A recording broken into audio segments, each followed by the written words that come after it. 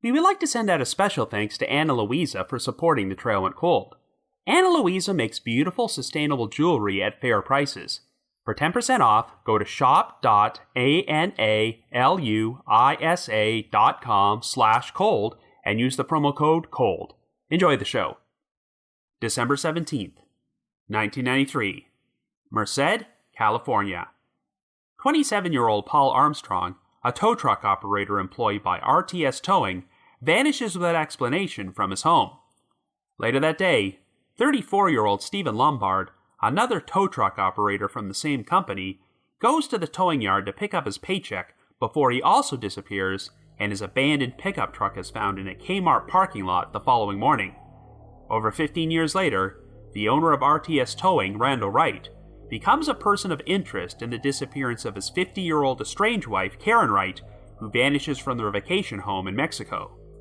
There is suspicion that Randal might have been involved in all three of these disappearances, but no trace of any of the victims is ever found. After that, the trail went cold.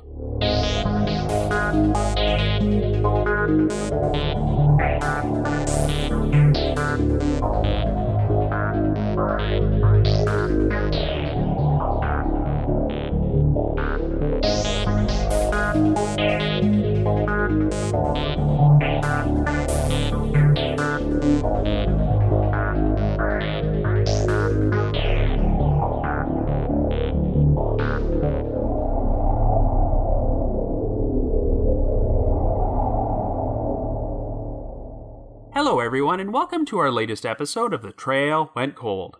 I'm your host Robin Warder, and today we're going to be exploring not one, not two, but three missing persons cases. The 1993 disappearances of Paul Armstrong and Steven Lombard, as well as the 2009 disappearance of Karen Wright.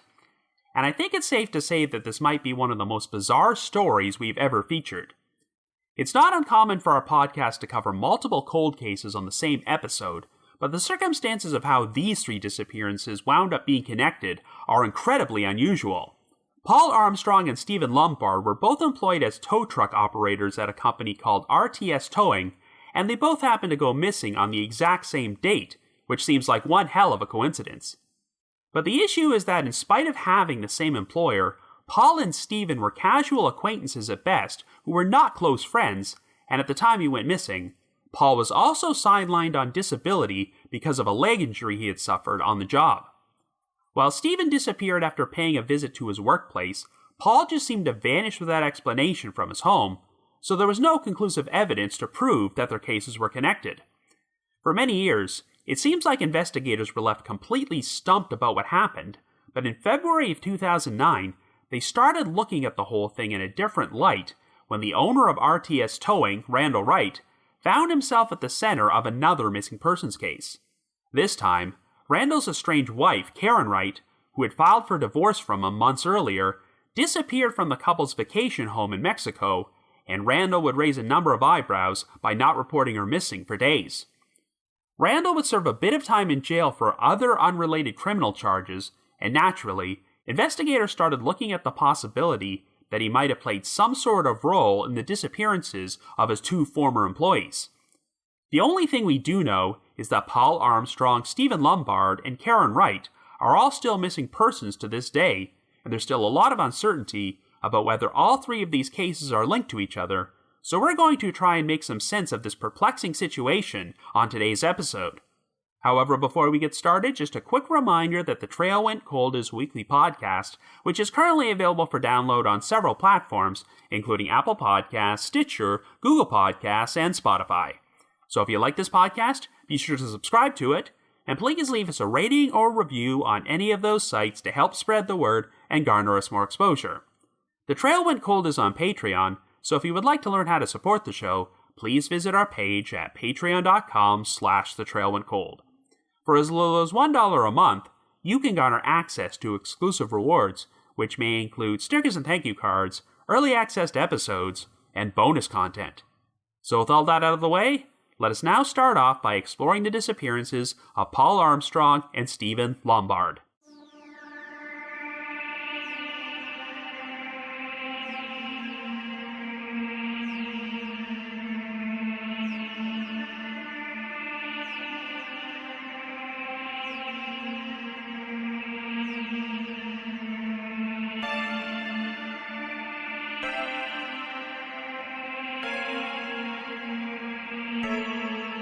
Our story begins in 1993 in Merced, California, a city which is located in Merced County in the San Joaquin Valley area, which had a population of around 60,000 people at that time. Our first victim is 27-year-old Paul Armstrong, who lives in Merced at a residence on West 25th Street alongside his girlfriend, Colleen Connor. Paul is employed as a tow truck operator at a company called RTS Towing, but has spent the past 2 months on disability after his left leg was pinned in a towing accident in October. Paul now has a brace on his leg and requires crutches for walking, and he is also taking daily pain medication while he recovers. On the morning of December the 17th, Colleen left their residence at 7:45 a.m. to head to work, and would claim that Paul was still curled up in bed when she last saw him. Approximately 1 hour later, Paul's stepbrother, Ray Skeels, stopped by the residence, but was surprised to discover that Paul was not there. Even though Paul's house keys, a pack of cigarettes, and his lighter were missing, his wallet had been left behind.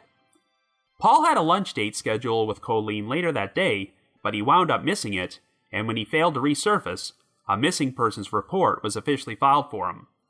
However, Paul's loved ones were soon shocked to learn that another tow truck operator from RTS Towing had gone missing on the exact same day. The employee in question was 34-year-old Steven Lombard, who lived with his wife Louise Lombard and his 2 sons on Langtree Avenue, just northwest of Merced. Steven was not scheduled to work on December the 17th, but he wanted to stop by his place of employment to pick up his most recent paycheck before he met up with Louise for Christmas shopping later that day. The RTS towing yard was located on Yosemite Park Way, and it's been reported that Steven was seen there at around 10 a.m. as he attempted to get his paycheck, but was told he was unable to pick it up because of a clerical error. What happened to him next is a big mystery, but Steven did not meet up with his wife as planned and never returned home. The following morning, Steven's maroon and white 1965 Ford F-20 pickup truck was found abandoned in the parking lot of a K-Mart located on Martin Luther King Jr. Way in the southern section of Merced. A full cup of coffee was in the holder, the windows were rolled down, the driver's side door was unlocked, and the truck's keys were in the ignition. There was no sign of Steven anywhere, and since he considered his truck to be a prized possession, it seemed very out of character for him to leave it unlocked, and investigators were unable to recover any usable fingerprints from the truck. At first, Paul's disappearance was investigated by the Merced Police Department, but since Steven technically lived outside the city limits, his case would be handled by the Merced County Sheriff's Office. Needless to say, it seemed like too much of a coincidence that 2 employees from the same company would happen to go missing on the same day, but the situation struck everyone as odd because Paul and Steven did not appear to know each other that well. They were not close friends and did not have any history of hanging out or socializing outside of work, so it seemed very unlikely that they would have decided to take off and go anywhere together. And while Steven could actually be placed at RTS Towing on December the 17th, Paul appeared to vanish from his home, so there was nothing to indicate that the 2 men had ever crossed paths on that particular date. However, Paul had supposedly told people that he believed his co-workers might be engaging in illegal activity, and his girlfriend Colleen said that he had recently been depressed. While she attributed his depression to his leg injury, she now wondered if something else might have been going on. Steven's wife Louise also reported some odd behavior on his part prior to his disappearance, as she said that he appeared to be scared of something but never shared any details about what was wrong. At one point, Steven suddenly made this statement to her out of nowhere, quote, "I'm not going to leave you, I'll never leave you no matter what," end quote. The owner of RTS Towing was 43-year-old Randal Wright, who was questioned by the authorities, but if he said or did anything to cause investigators to become suspicious of him, they never said so publicly. But it was reported that both men were considered to be missing under suspicious circumstances, and even though a conclusive connection between the 2 cases could not be established, they were both investigated as homicides. Paul's family would be hit by additional tragedy when Paul's stepbrother, Paul Skeels, the first person who noticed he was missing, would unexpectedly succumb to a fatal heart attack at the age of 40 in July of 1996. For just over 15 years, Paul and Steven's disappearances would receive sporadic coverage in the local newspaper, the Merced Sun-Star, and while these articles often implied that the investigation had hit a brick wall, their stories would receive a bunch of additional coverage when Randal Wright found himself at the center of another missing persons case. By 2009, Randal was still the owner of RTS Towing and lived at a residence located on the same property. On February the 12th, Randal contacted the Merced County Sheriff's Office and summoned them to his home to report that his estranged 50-year-old wife, Karen Wright, had gone missing. 4 months earlier, in October of 2008, the Wrights had filed for divorce after 12 years of marriage, and they were legally separated at this point. Since the couple owned a pair of vacation homes in San Felipe, Mexico, this would become a bone of contention in the divorce proceedings. Randal claimed that on February the 9th, both he and Karen met up at one of the vacation homes because she wanted to take some photographs there. Since they both arrived in separate vehicles, Randal said that he spent the night with another friend in San Felipe, but when he returned to the vacation home the following morning, he was surprised to discover that Karen's abandoned Hummer was parked in the driveway with her Basset Hound dogs inside. Even though the windows were partially rolled down, and food and water were left inside the vehicle to keep the dogs nourished, Randal found it unusual that Karen would have left them alone. So Randal said he let the Basset Hounds out of the Hummer and spent the next 6 hours searching for Karen with the assistance of some of their neighbors. He had no luck finding her, and all attempts to reach Karen on her cell phone were unsuccessful, so Randal took the dogs and drove back to Merced with them and contacted the Merced County Sheriff's Office after he arrived. Of course, since Karen had gone missing in San Felipe, her disappearance would not fall within the Sheriff's Office's jurisdiction, and red flags went up when they made contact with the Mexican authorities and learned that Randal had never reported Karen missing. When asked to account for this, Randal claimed that when he last saw Karen on February the 9th, she told him she would do something that he would, quote-unquote, never get over, and he wouldn't be able to return to San Felipe. For this reason, when Randal discovered that Karen was missing the following day, he initially assumed that she was playing some sort of trick on him. When he couldn't find Karen, Randal said he got in touch with a San Felipe attorney named Francisco Sosa, who advised him that Karen would need to be missing for at least 3 or 4 days before the Mexican authorities would take any action. Since Randal needed to drive back to Merced to deal with some work-related issues, he left without contacting the San Felipe police, and assumed that Sosa would later file a missing persons report on his behalf. Well, investigators soon learned that when Karen filed for divorce, she alleged that Randal was abusive and had a history of violence, as he had committed such acts as breaking her hand and ripping chunks of her hair out. Karen also wrote, quote, "He always tells me he could kill me and nobody would know. He has joined a motorcycle club now and says if I do any harm to him, like divorce, the gang will take care of me so he won't have blood on his hands." End quote. For his part, Randal claimed these allegations were untrue and that Karen was delusional and had actually been abusive towards him. The last time Karen was confirmed to be alive was when she spoke to her mother on the phone on February the 9th and said she was heading to her vacation home in San Felipe. She had heard that Randal made some construction additions to the residence without her knowledge or consent, which violated a court order as he was not permitted to perform any construction on their homes until the divorce was finalized. This seemed to contradict Randal's story that he and Karen had made the mutual decision to meet up there. Only one day after he informed the authorities about Karen's disappearance, Randal would contact the California Highway Patrol about a separate matter, as he wanted to report that his Ford Explorer Sport Track pickup truck had been stolen. However, investigators would soon learn that the Sport Track was being held at a self-storage unit in the town of Oroville. It was registered under Karen's name, as 2 months earlier, Karen had asked her sister to drive it there, something that Randal would have known about when he reported the truck missing. As a result, Randal would be arrested and charged with making a false stolen car report. While he was being held in the Merced County Jail, Randal was also charged with felony auto theft in relation to an incident involving a stolen, black Mercedes-Benz G55. Randal leased the Mercedes from an auto dealership in Fresno, but stopped making payments on it. For this reason, Randal was forced to return the vehicle to the dealership in December of 2008, but it wound up being stolen from there a short time later, and investigators uncovered evidence that Randal had taken the Mercedes to an audio installation business in Merced to have its low-jack stolen vehicle recovery system disabled. While he was in jail, Randal had a phone conversation with his current girlfriend, Teresa Hutt, which was recorded, and he could be heard saying, quote, "Black needs to take a permanent vacation." Well, sure enough, the missing Mercedes was soon found at a condo Teresa owned in San Felipe. In August of 2009, in order to avoid going to trial, Randal agreed to a plea deal in which he would plead no contest to the charges of felony auto theft and embezzlement of a leased vehicle and receive a 6-month jail sentence as well as 3 years probation.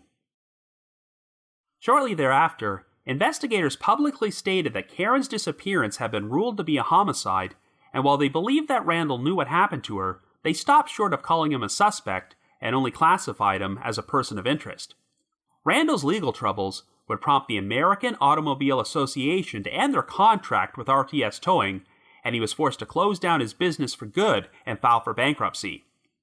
This prompted Randal to file a $15 million lawsuit against Merced County, alleging that the sheriff's office's false accusations against him had ruined his reputation and his business, but the suit wound up being dismissed by a superior court judge. As you might have expected, investigators started re-examining the disappearances of Paul Armstrong and Steven Lombard to explore any possible links with Randal. But believe it or not, there was another odd incident which had taken place under his watch nearly 3 decades earlier. Randal's marriage to Karen was his third one, and back in 1982, he had been married to another woman named Judy Larson and had a 6-year-old stepson named Aaron. On July the 9th of that year, Aaron had drowned in a neighbor's pool in Merced County while Randal was babysitting him. Even though Aaron's death was ruled to be an accident, the suspicion surrounding Randal's involvement in these other disappearances compelled investigators to exhume Aaron's body in May of 2010.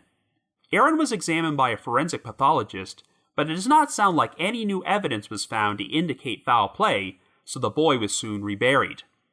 As for the disappearances of Paul and Steven, the April 11, 2009 edition of the Merced Sun-Star reported that a search warrant which was issued to obtain Randal's DNA had been made public, and it contained some surprising new information. According to the warrant, a man named Jack Malone, who was described as a quote-unquote witness in the investigation, had shared a story about having seen Paul and Steven enter a shed on the property for RTS Towing on December the 17th, 1993. They were accompanied by Randal Wright and another man named Gary Barker, and according to Malone, he soon saw Wright and Barker exit the shed and lock it behind them, but he never saw Paul or Steven again. A short time later, Randal drove his Lexus sedan into the shed and closed the doors. When he drove out of the shed, Randal then left the property and did not return for about 4 hours. Malone told investigators that he believed Randal was angry with Paul and Steven because they had filed a complaint with California's Employment Development Department. Unfortunately, this one article is the only source I could find which contains this information, and I've never seen any follow-up on it, though Randal Wright has never officially been named as a suspect in either of those disappearances. It does not look like there have been any new developments in the investigation for the past decade, so Paul Armstrong, Steven Lombard, and Karen Wright all continue to remain missing persons. So I guess you could say the trail went cold. But before we continue, we would like to send out a special thanks to Ana Luisa, as we are very excited that they are now supporting The Trail Went Cold. I want to discuss this new brand, as Ana Luisa began with a simple but clear-cut idea, that high-quality, unique, and affordable jewelry shouldn't cost the planet. Ana Luisa crafts jewelry such as earrings, necklaces, and rings with the planet in mind. All of these pieces are 100% carbon neutral and 100% water neutral, and their fair prices start as low as $39. They have a large selection if you either want to shop for yourself or shop for the perfect gift for someone else, and new jewelry collections are always released every Friday. When Ana Luisa started supporting our show, they let me pick out some pieces which were sent to me. These included a gold initial necklace with the letter R on it for Robin, as well as a gold nameplate necklace which read "Thank you." I'm not ordinarily someone who wears necklaces, but I'm pleased to say that I now wear the R necklace with pride, and plan to give the thank you necklace to someone special. It's worth noting that Mother's Day took place only a few days before this episode's release, so I'd highly recommend Ana Luisa if you're looking for gift ideas, not just for Mother's Day, but holidays, birthdays, and special occasions as well. And I'm pleased to say that we have an Ana Luisa deal for you, where you can go treat yourself and your loved ones by using our promo code COLD to get 10% off. I absolutely recommend them. They are a great brand which makes beautiful, sustainable jewelry. So to get 10% off, go to shop.analuisa.com/cold and use the promo code COLD. Once again, that's shop.analuisa.com/cold and the promo code is COLD. Thank you and enjoy the rest of this episode.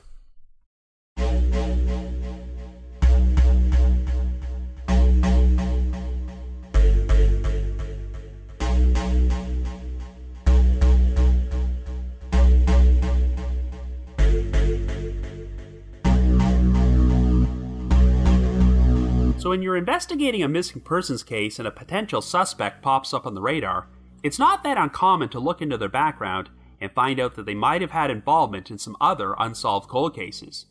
But this situation is pretty unique because we have a series of disappearances that took place just over 15 years apart and do not appear to have anything in common, but the one link between them is Randal Wright.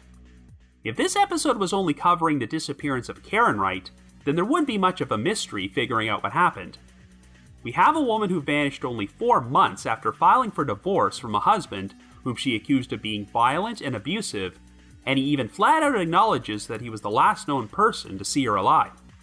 And of course, he did not even bother to report her missing until a few days after he last saw her, and did so in an entirely different country with a law enforcement agency who did not even have jurisdiction. But while cases in which people are responsible for the disappearances of their estranged spouse are sadly common, how did the disappearances of Paul Armstrong and Steven Lombard fit into this whole thing? Now, these two men went missing years before Randal Wright even married Karen, so there's obviously no connection between those cases, but it just seems like one hell of a coincidence that no less than 3 people with a connection to Randal would happen to go missing, and 2 of these disappearances involved employees from Randal's company who went missing on the exact same date. And we also have the drowning of Randal's 6-year-old stepson way back in 1982, and while it's possible that may have been nothing more than a legitimate accident, you can understand the concern. If Randal was a truly innocent man who had nothing to do with any of these disappearances or deaths, then he has to be one of the most cursed and unlucky individuals ever. From what I can tell, when Steven Lombard and Paul Armstrong originally went missing, their cases did get a decent amount of coverage in the Merced Sun-Star and other local California newspapers, but there just didn't seem to be much in the way of leads at all. The Sun-Star would keep publishing articles about the cases over the next 15 years, but they gave off the impression that no one had the faintest idea of what happened to either of these men, and it wasn't even clear if their disappearances were actually connected or just a very odd coincidence. But once Karen Wright's disappearance started getting media coverage in 2009, Paul and Steven's cases would get a lot of extra exposure in the spotlight, as virtually every article would make mention of Randal Wright's connection to them. Now, it must be clarified that Randal has never been formally named as a suspect in any of these cases, and even though investigators have openly stated that they believe he knows what happened to Karen, he is only technically considered to be a person of interest in her disappearance.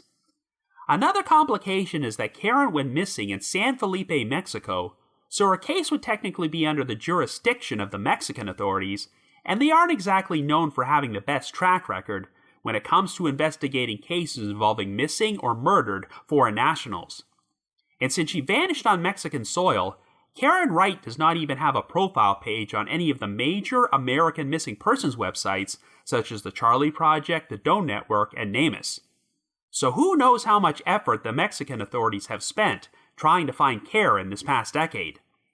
I mentioned earlier that in August of 2009, Randal agreed to plead no contest to the charges of felony auto theft and embezzlement of a leased vehicle in exchange for a 6-month jail sentence, because if he had gone to trial for these charges and been found guilty, he could have faced a sentence of up to 3 years in prison. However, I can't be certain when or if Randal began serving his sentence, as there were a number of delays and continuances which allowed him to remain free on bond up until at least early 2011. At one point, Randal even attempted to withdraw his no contest plea, claiming that he was pressured to take the plea by his attorney while impaired by the prescription medication he was taking. though the judge later rejected this argument. I have to assume that Randal did serve his sentence at some point, but there hasn't been any news about him in over a decade. I don't know what he's up to today, but he would currently be in his early 70s. Since the circumstances of how Karen went missing seem less mysterious than the disappearances of the two missing tow truck operators, I suppose I'll start off by discussing her case. Randal did admit that he was with Karen at their vacation home on San Felipe on the last day she was confirmed to be alive, but he says she told him that she was going to do something he would, quote-unquote, never get over. So I think Randal was trying to imply that Karen had staged her own disappearance in order to make everyone believe he had murdered her. Of course, no one really believed that, as Karen left everything behind, including her two Basset Hound dogs, whom she completely adored. Randal's explanation for not reporting Karen missing until after he returned to the US is that a Mexican attorney named Francisco Sosa had told him that they would not take a report until Karen had been missing for at least 3 or 4 days. So Randal assumed that Sosa was going to file the report on his behalf. But I'd really be curious to know if this story was ever verified, or if Francisco Sosa even exists for that matter. The fact of the matter is that it was much safer for Randal to play the role of the concerned spouse and report Karen's disappearance to the Merced County Sheriff's Office while he was back on American soil, because he knew they wouldn't have any jurisdiction over the investigation.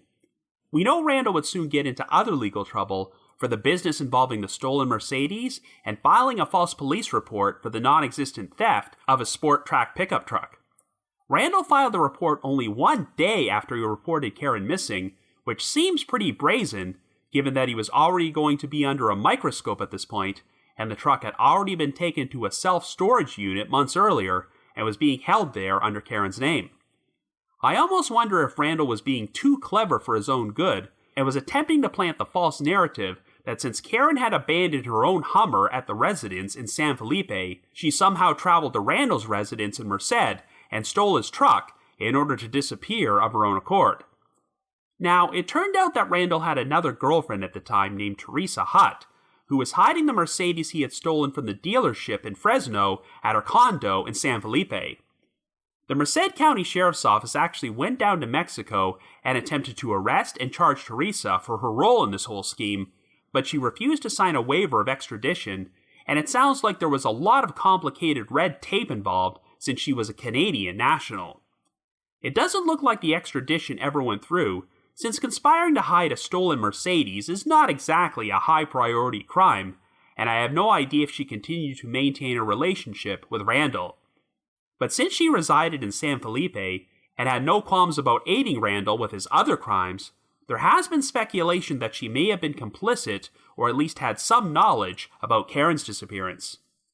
I know that Randal maintained that Karen's allegations against him being violent and abusive during their marriage were untrue, and that she was actually the abusive one, but his other criminal schemes really do not paint a flattering picture of his character.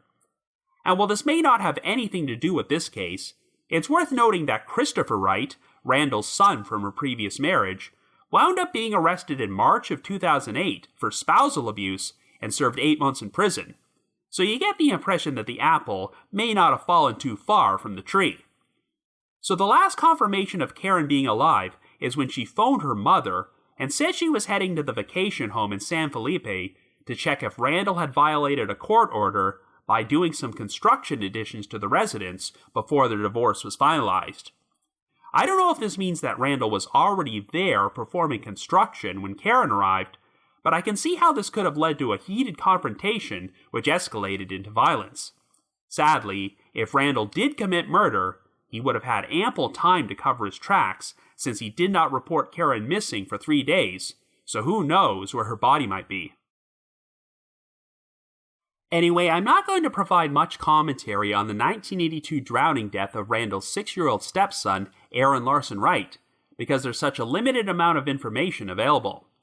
Since it was initially ruled to be an accident, it does not sound like there was anything to arouse suspicion when it happened, and it was only after Randal's association with these cold cases came to light that investigators decided to give Aaron's death a second look.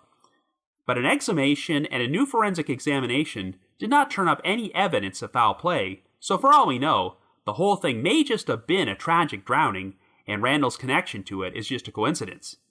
But of course, the disappearances of Paul Armstrong and Steven Lombard cannot just be written off that way. During the first 15 years of media coverage on those two cases, there was no mention of Randal Wright, even though he definitely was questioned by investigators. So if the authorities ever suspected that he might have been involved, they never said so publicly.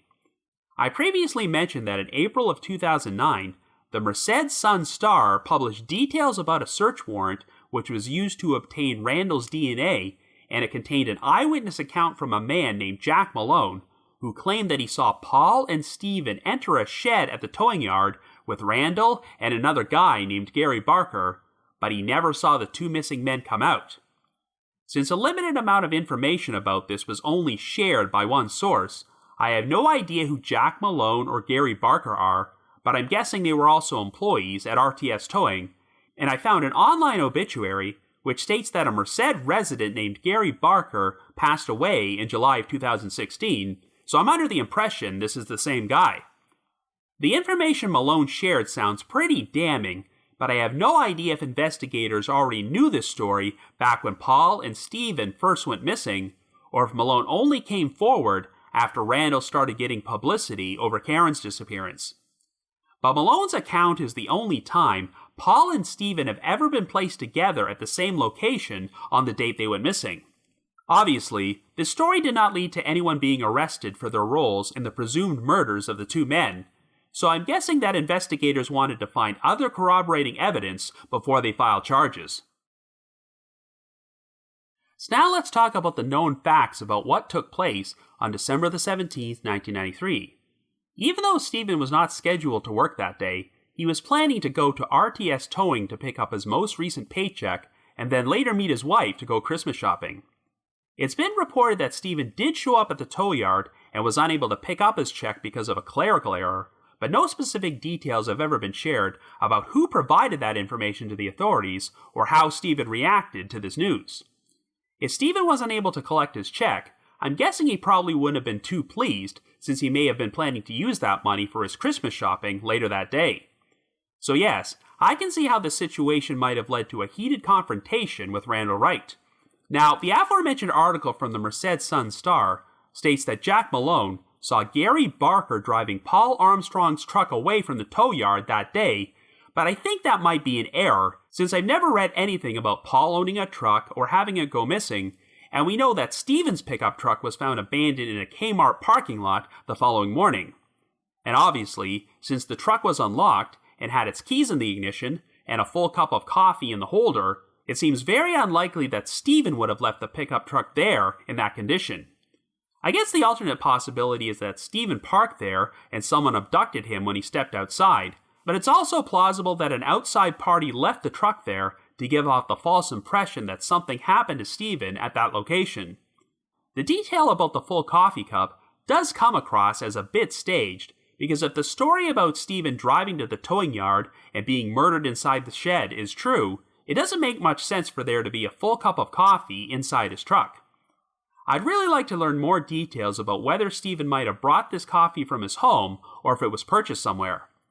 It also sounds like investigators were unable to find any usable fingerprints inside the truck. Since Steven was the owner, you'd assume that his prints would be all over it, so this suggests that someone else wiped the whole thing clean.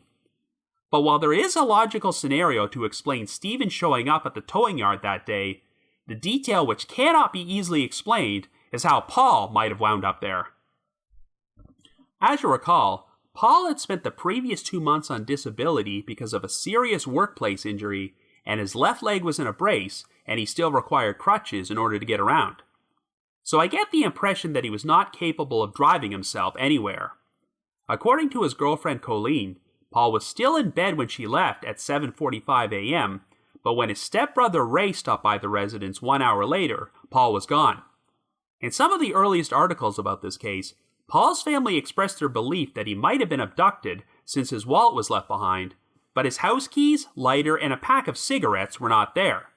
I'm not sure if Paul would have gotten the opportunity to grab those items if he was taken from the residence by force, so I wonder if someone showed up there to give him a ride, and since Paul wouldn't have been driving, he may have elected not to take his wallet. Steven's appearance at the tow yard took place sometime between 9:30 and 10 a.m., so theoretically, if he picked up Paul at his residence and drove him to the tow yard, the timeline would match up. It's been reported that even though they both worked for the same employer, Steven and Paul were not friends. But what if they had started communicating with each other about issues that were going on at RTS Towing? Both men's spouses have reported that they each appeared to be scared or depressed about something prior to their disappearances, but were not very communicative about what was going on, and Paul supposedly made mention of his co-workers being involved in illegal activity. The story provided by Jack Malone is that Randal Wright was upset that Paul and Steven had filed a complaint against him with the Employment Development Department, which would make sense, given that Paul was on disability at that time, and he may have felt that his employer was liable for the injury he suffered on the job. In May of 2010, Randal agreed to give an interview to the media where he denied having any involvement in both men's disappearances and claimed that he had no knowledge of them having filed a complaint or an insurance claim against his company. Well, I'm sure that sort of thing would have been pretty easy to verify, but the authorities have never publicly confirmed if they found anything to corroborate these allegations. Jack Malone claims that after Randal and Gary Barker left the shed at the tow yard, Randal drove back in there with his Lexus sedan, and when he exited again, he drove off the property and did not return for at least 4 hours. So the implication seems to be that Randal was loading Paul and Steven's bodies into his car and went to dispose of them somewhere, and Barker also used this opportunity to abandon Steven's pickup truck. It's not an implausible scenario, but if it is true, I can only imagine what could have been so bad that Randal felt he had to commit a double murder. And without knowing anything about Barker's background, I have to wonder what would compel him to go along with something like this. Like I mentioned earlier, I'm really not sure if the authorities had any suspicions about Randal from the very beginning, or if they only started looking at him in a different light once he became a person of interest in his estranged wife's disappearance, but I do get the impression that they know a lot more than they've let on. Given that Randal wound up filing a $15 million civil lawsuit once his involvement in Karen's case made the news, you can understand the reluctance investigators might have had to go public about their suspicions involving these disappearances. But if Randal did kill Steven and Paul in order to cover up some shady stuff which was taking place at RTS Towing, then it's pretty ironic that his business would end up going under 15 years later because of another missing persons case which had nothing to do with his company. So in the end, this is a story which raises a lot more questions than answers. Given his criminal history, I'm confident in believing that Randal Wright is not a good guy, but if he was responsible for the murders of all three of these missing individuals, then this would technically make him a serial killer.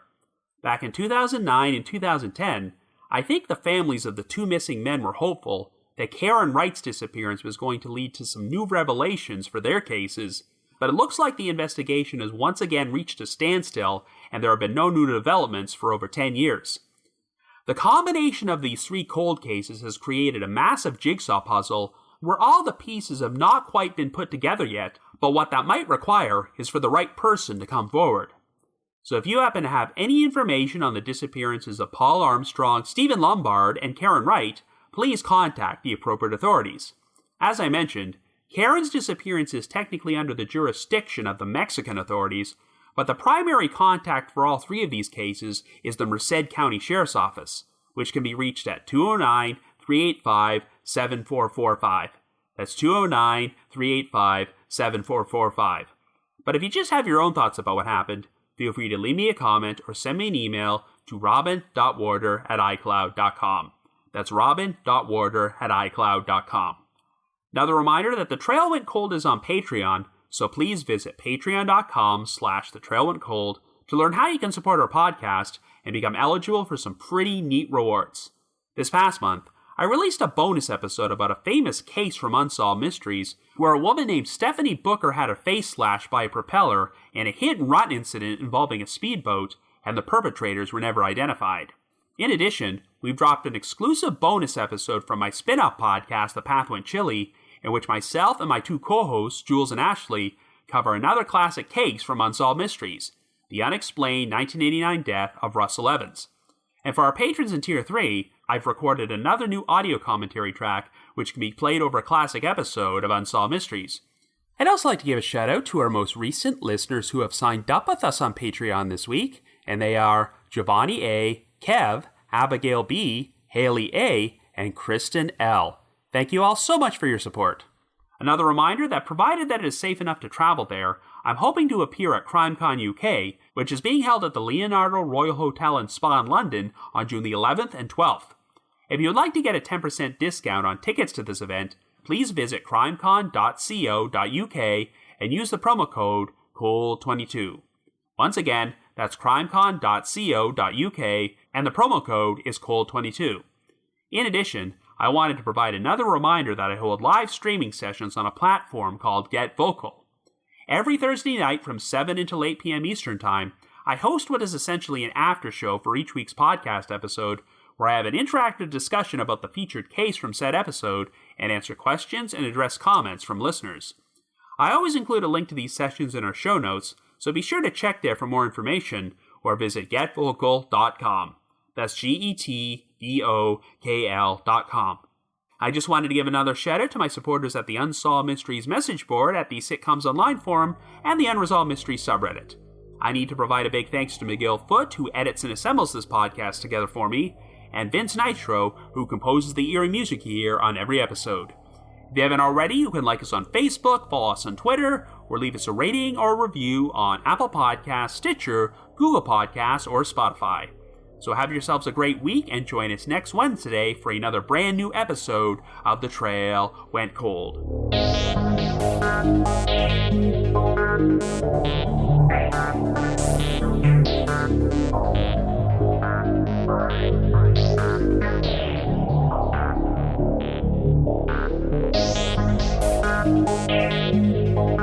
Thank you.